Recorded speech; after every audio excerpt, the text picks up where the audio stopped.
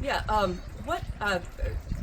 the way I look at it is if I save a squirrel or a raccoon or a deer or whatever, one at a time, that's not going to make a big difference. It's rewarding for me and I love every minute of it. But my goal is to get other people to understand how important each of these animals are to our ecosystem and how important it is that we live with them and not kill them, even trapping and relocating is a slow death and it's messing with the ecosystem. So that's what I'm hoping that people will get out of what I do. And this is my husband, Jeff. He's the one that pays for all this and puts up with me staying home to do it also. But anyway, so that's my goal, and I get, I understand when a farmer is, or Shelby, because my daughter worked at their farm, and she was like, well, Mom, when you've got people killing your cattle, or coyote killing your cattle, and bobcat and whatever, then you've got to protect those, and I totally understand that. The problem is it's only hurting the farmer, the homeowner, whatever, whenever you're messing with the ecosystem. So, for instance, if I've got something coming out and killing my cows, which that's so upsetting to see your baby calves get killed on them, then I go and start shooting coyotes. Well, next year the coyote population may be lower, but I've also killed the alpha male, the alpha female. I've messed with that pack. So what they do is they overproduce, and you're going to have more coyotes than you did before, and it's not going to be as balanced a population. You're also bringing in other coyotes that aren't healthy in that territory, because what an animal will do, especially the people on the top of the trophic cascade is what it's called, but the people on the top, the mesopredator or the apex predators, what they do is they allow a certain amount of animals in their area, and they keep track. It's sort of like a family, and when I start killing them, then the ones that weren't doing good in the outside areas will now come in, and that's where you get diseases spread. And you're also, anything that's under that apex predator, those numbers start to come up. And then so you're going to get more raccoons and you're going to get more possums. When you start killing those, then you're going to get more mice and rats and wasps and bugs, and you keep going, and then we're going to live in a world of mice and rats and cockroaches.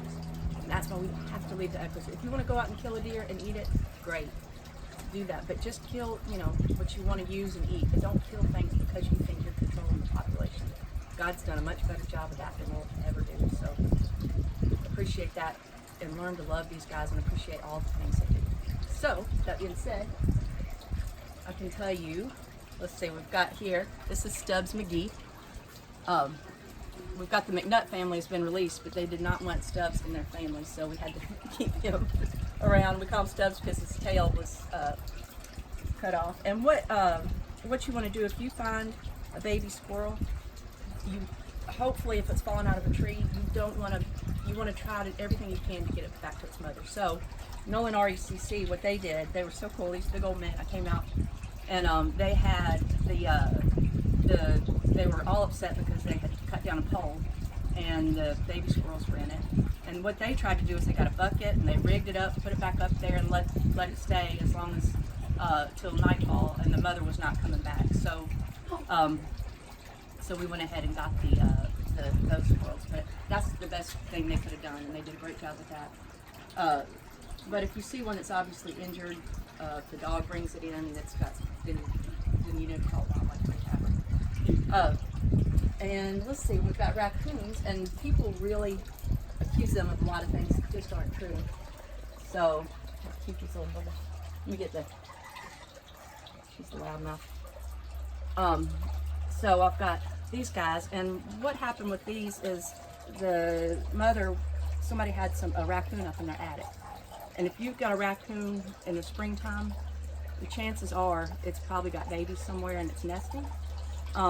So that's what happened. So she realized that she had trapped and relocated a mother when she started hearing them screaming in the wall. And of course she had a huge heart, put 5 holes in her wall to find them. So she said next time what she would do, what we recommend is you can do things like put ammonia soap rags, predator urine, make sure you don't have any areas where they can get into. Raccoons will come around if you've got any kind of food and water, then raccoons are going to outsmart you. Again, you trap and relocate, you're giving them a slow death because they don't know that area that they're in. Plus, you're just going to bring in more unhealthy raccoons. So the best bet is to coexist and let them live it out until they raise their babies. They'll move once they do, and then and they don't rabies.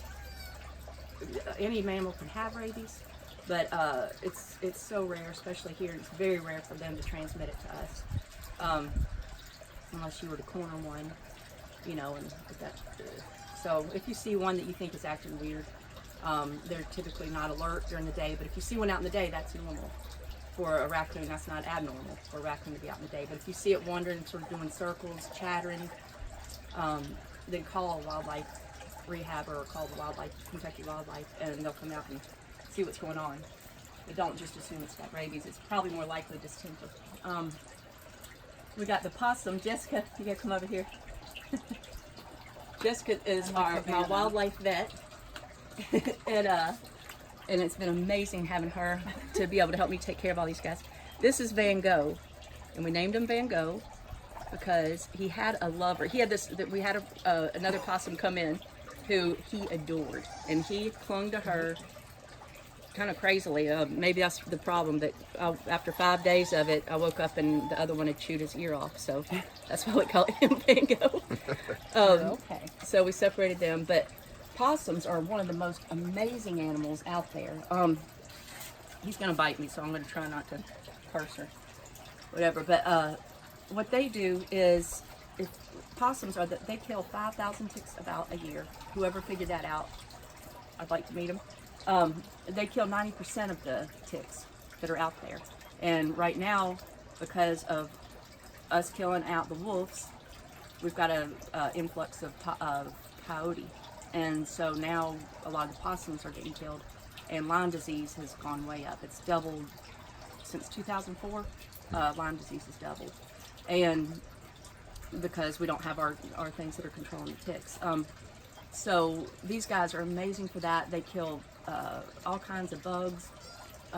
They eat the carrion. They were actually around 70 million years ago with the dinosaurs. They're one of the few, maybe the only animal I know of. And they're not a rodent, it's a marsupial. It's the only marsupial in the area. So they have the pouch they grow up in. And they're just amazing animals. So if you see a possum, appreciate it. They don't really spread disease. They don't even get, if they get bitten by a venomous snake, they don't react to it because they're so anti-goop or whatever you call it. But and they're also, they're so unlikely to get rabies. Humans more likely to have rabies than a possum. Their body temperature is low. They just do amazing things. So these guys are one of your best friends. They're going to kill the slugs. They're the best thing in the garden you can have. They don't dig up. If your garden's dug up, it's not because of the possum. They just don't do that.